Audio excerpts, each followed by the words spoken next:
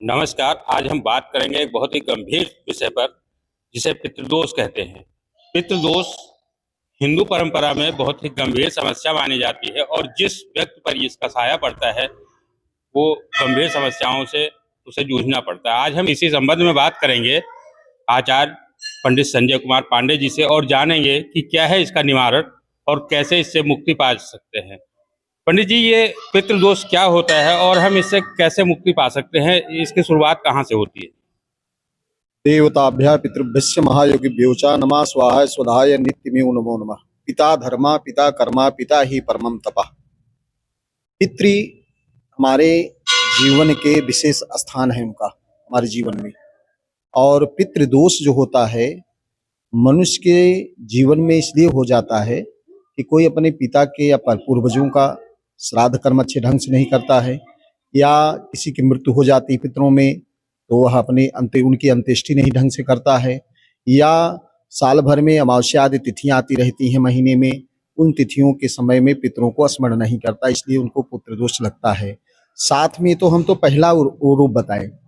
दूसरे रूप में पितृ जो हमारे अकाल मृत्यु आदमी हो जाता है, जिनकी मृत्यु, उनकी मृत्यु के पश्चात उनका कर्म विधि पूर्वक नहीं किया जाता है, इसलिए पितृदोष हमारे परिवार पर लगता है। तीसरा स्थान पितृदोष का, तीसरे स्थान में जिन माताओं बहनों का गर्भस्राव हो जाता है, वो बच्चा जो मृत्यु प्राप्त करता है, चाहे 2 महीने का हो चाहे 3 महीने का हो, या खुद ही वारसंगा करा लेते हैं लोग, ऐसा कर बैठते हैं, या बच्चा स्वयं स्राव हो जाता है, ऐसे पर ही हमारे ही घर में पितृ लगेगा। जिस घर में बच्चा ऐसा हुआ है वो उसी के घर में उसका दोष लगता है।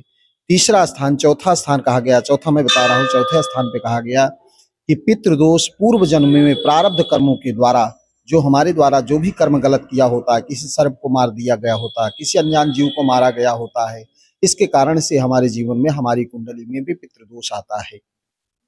पितृदोष के लक्षण क्या है? हमें कैसे पता चले कि पितृदोष लगा हुआ है? बहुत सुंदर प्रश्न किया आपने कि हमारे घर में, किसी के शरीर में, किसी के परिवार में कैसे, या किसी के शरीर में कैसे लक्षण पता लगता है।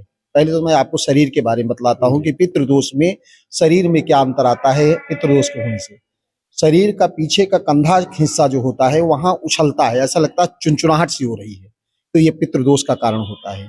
रात्रि के समय स्वप्न में ऐसे लगता है कि हम बहुत ऊंचाई से नीचे की तरफ गिर रहे हैं, कहीं जल में हम डूब रहे होते हैं। रात में हमें ऐसा लगता है कि हमारे सामने कोई खड़ा है, हम उसको देख करके अंदर से डर जाते हैं, और डर करके, ये 5 कारण बता रहा हूँ आपको। 5वां कारण होता है कि पितृ हमारे रात्रि के समय, हमें ऐसा लगता है कि हमारा कोई पितृ प्रेत रूप में हमें सामने दिखाई देता है, ऐसे दिखाई देता है। ये 5 कारण आप अपने जीवन में, बहुत सारे कारण होते हैं लेकिन हमने आपको 5 कारण बताया जिसमें हमको पितृ के लक्षण समझ आए। ये तो मैं शरीर के बारे में बता रहा हूँ। लोग रात में स्वप्न गलत देखते हैं, गहराई में गिरना, और कभी कभी बहुत ज्यादा नींद आना और नींद कम आना भी, ये भी दोनों चीज होती है। कभी नींद भी बहुत ज्यादा आती है, कभी कम नींद आती है, तो भी पितृदोष का ही कारण बनता है। पीछे कंधे में दर्द होना, ये भी मान लीजिए। आलस्य लगना, ये भी निद्रा का स्वरूप है।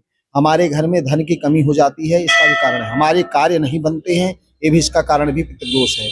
हमारे व्यवसाय में बहुत सारी समस्याएं खड़ी होती हैं, ये भी पितृदोष है। घर में बेटे बेटी का विवाह होने में, मांगलिक कार्य होने में, वो भी पितृदोष का कारण होता है। जब उनका कार्य सिद्ध नहीं हो पाता है, विवाह नहीं हो पाता है, बहुत विलंब होता है, तो पितृदोष का ही कारण माना जाता है। तो ये तो इनका पहचान हो गया कि कैसे पितृदोष पता करें। ये इनका बचाव का क्या कारण है? ऐसा क्या करें कि जो पितृदोष लगे ही ना? पितृदोष के लिए सबसे प्रथम कारण है, कुंडली के अनुसार सूर्य का उपासना करनी चाहिए। हम तो अपनी तरफ से बात बता रहे हैं, और कुंडली में ज्योतिष प्रबोधिनी में दिया गया है कि सूर्य की जो उपासना करता रहता है उसको पितृदोष का विशेष प्रभाव नहीं पड़ने पाता है। क्यों? क्योंकि ग्रहों के स्वामी हैं सूर्य नारायण, और सूर्य नारायण को विधिवत पूर्वक से पूजा करनी चाहिए। सूर्य नारायण की पूजा कैसी करनी चाहिए? उसमें जल में तांबे का लोटा हो, उसमें जल डाल करके थोड़ा सा लाल चंदन उसमें डाल करके सूर्य नारायण को अर्घ्य देगा जो जीव, जो मनुष्य, उसको कभी पितृदोष का विशेष प्रभाव नहीं पड़ने वाला है। दूसरा, हम पितरों के निमित्त पितृदेव गायत्री का जप कराएं घर में, या और भी सरल उपाय है। नहीं लोग पूजा पाठ करा सकते हैं, इतना अच्छा नहीं वो कर सकते हैं। अमावस्या के दिन अपने पितरों के निमित्त चावल है, मिष्ठान है, और बहुत सारे, या सूखे में निकालना चाहते हैं तो आटा है, और सूखा उड़द है, और साबुत उड़द है, चावल है, नमक है, ये विशेष रूप से 4 चीज निकाल करके मंदिर में या किसी पंडित जी को दान के रूप में देवें। और पके अन्न में देना है, पक्का भोजन देना है, उसमें पूड़ी है, सब्जी है, ये सारा दे करके पितरों के निमित्त उनको हाथ जोड़ करके प्रार्थना करें। ये पितृदोष केवल पूर्वजों के क्रोध के कारण लगता है या अन्य और कारण भी हो सकते हैं? नहीं, पूर्वजों के क्रोध के कारण तो होता है जब हमारे घर में पितृभक्त कोई नहीं होता है, उनके पितरों को अपने पितरों को स्मरण नहीं करता है, तो पितृ हमारे नाराज तो होंगे ही, क्रोध होगा उनको।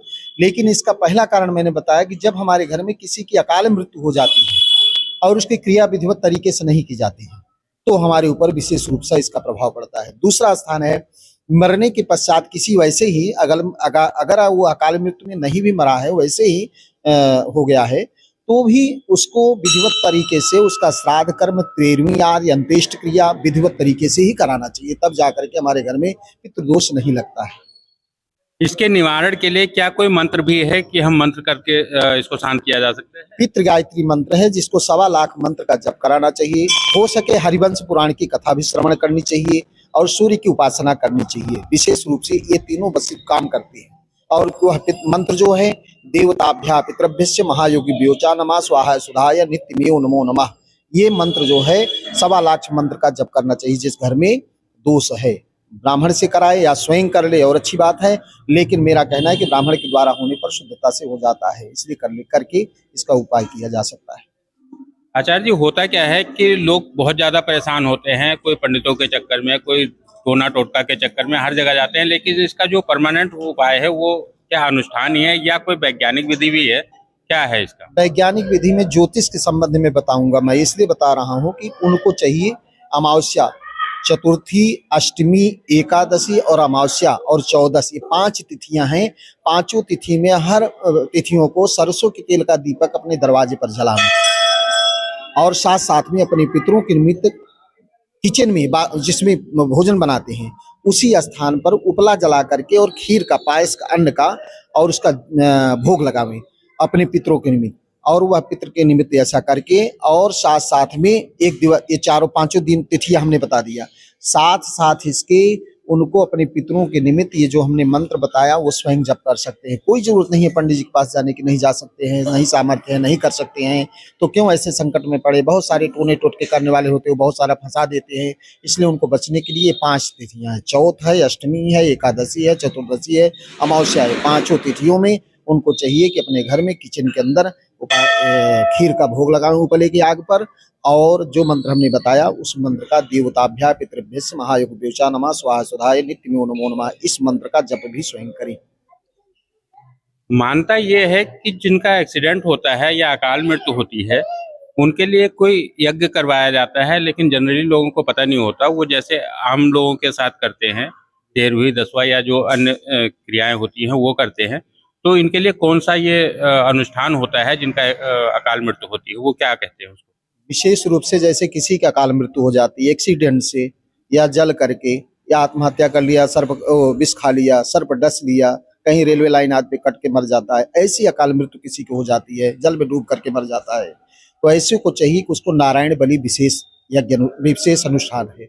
जब तक नारायण बलि नहीं की जाती है तब तक वह जीव नारायण के शरण में नहीं जाता है, यहीं पर भटकता रहता है। और आप इसको सुने भी होंगे कि जो प्रेत हो जाता, जो पितृ हमारे प्रेत हो जाते हैं वो 400 साल तक यहाँ पृथ्वी पर भटकते रहते हैं। इसलिए ऐसे के लिए विशेष महत्व है, यह अनुष्ठान विशेष रूप से कराना चाहिए। हो सके उसी दरमियान में जब उसकी मृत्यु हुई हो उस 10 दिन के बीच में अगर नारायण बलि की जाती है तो वह निश्चित रूप से भगवान के शरण में पहुंच जाता है, उसका मोक्ष हो जाता है। जो उस समय नारायण बलि का पाठ नहीं करवा पाए या किसी कारणवश उनकी जानकारी नहीं थी, तो क्या बाद में करवाने से उनके पितरों को मोक्ष मिलता है? बिल्कुल, ऐसा क्यों नहीं है, हमेशा करना चाहिए। 1 साल के बाद कर ले, 1 साल के अंदर में हो सके कर ले, 3 महीने में होता 3 महीने में कर ले, 6 महीने में कर ले, नहीं तो 1 साल के अंदर में कर ले। नहीं भी पता लगा, साल 2 साल 5 साल 10 साल बीत गया तो भी ये नारायण बलि करने का अधिकार है। ऐसा कुछ नहीं है कि हो, हम तो जब भी हमारे मन में आ जाए, हमारे पितृ इतना सरल हैं कि 15 दिन आप पूरे वर्ष में पितरों की पूजा करते हैं, आप बताएं खुद। और हम देवताओं की पूजा पूरे वर्ष करते हैं और पितृ हमारे ऊपर प्रसन्न हो जाएं तो प्रपितामह जो है हमें धन देता है, पितामह जो हमें गोधन देता है और पिता हमें धन हमारे वंश को वृद्धि करता है। ये तीनों पितरों के द्वारा हमें को मिलता है। इसमें हमें भ्रम कहाँ से आ जाता है कि हम 1 वर्ष के बाद नहीं करेंगे नारायण बलि, अगर करेंगे नारायण बलि तो हमारे पितृ मुक्त नहीं होंगे जो प्रेत हो चुके हैं। ऐसा नहीं है, हो जाता है। इसका विधान क्या है नारायण बलि करने का? नारायण बलि में भगवान नारायण की सोने की मूर्ति, ब्रह्मा जी की चांदी की मूर्ति और यमराज की तांबे की मूर्ति, लोहे की मूर्ति और शंकर जी की तांबे की मूर्ति, शंकर जी की तांबे की मूर्ति। फिर से सुनिए, भगवान नारायण की सोने की मूर्ति होती है, ब्रह्मा जी की चांदी की मूर्ति होती है, शंकर जी की तांबे की मूर्ति होती है और लोहे की मूर्ति यमराज की होती है। 4 दिशाओं का विधिवत विधान है और चारों दिशाओं में ब्रह्मा को पूरब में, पश्चिम में विष्णु, उत्तर में शिव और दक्षिण में यमराज होते हैं और इनके चारों के कलश रखे जाते हैं, उनकी विधिवत पूजा कराई जाती है। उनमें 4-5 ब्राह्मण के द्वारा विधिवत पूरे तरीके से होता है। 3 दिन में भी हो जाता है, लोग 5 दिन में भी करते हैं अपनी सुविधा के अनुसार और इसको करने के पश्चात उसकी बलि कराते हैं। जिस जीव की मृत्यु हुई है उसको विधिवत तरीके से बलि कराई जाती है। विद्वान लोग अपने अपने तरीके से करते हैं, इसमें वो कर दिया जाता है तो प्रेत निश्चित रूप से अक्सर हमने देखा ये हुआ भी है यज्ञ करने के पश्चात कि मुक्त हो गया है। ऐसा पुराणों में, गरुड़ पुराण में भी कहा गया कि अगर नारायण बलि कर दी जाती किसी प्रेतात्मा का तो निश्चित रूप से वो मुक्त हो जाता है। तो ये थे आचार्य पंडित संजय कुमार पांडे जी। इन्होंने बताया कि नारायण बलि से किस प्रकार पितरों को मोक्ष मिलता है और पितृदोष से मुक्ति मिलती है। एनपी न्यूज मेट्रो के लिए मैं नीरज पांडे, दिल्ली।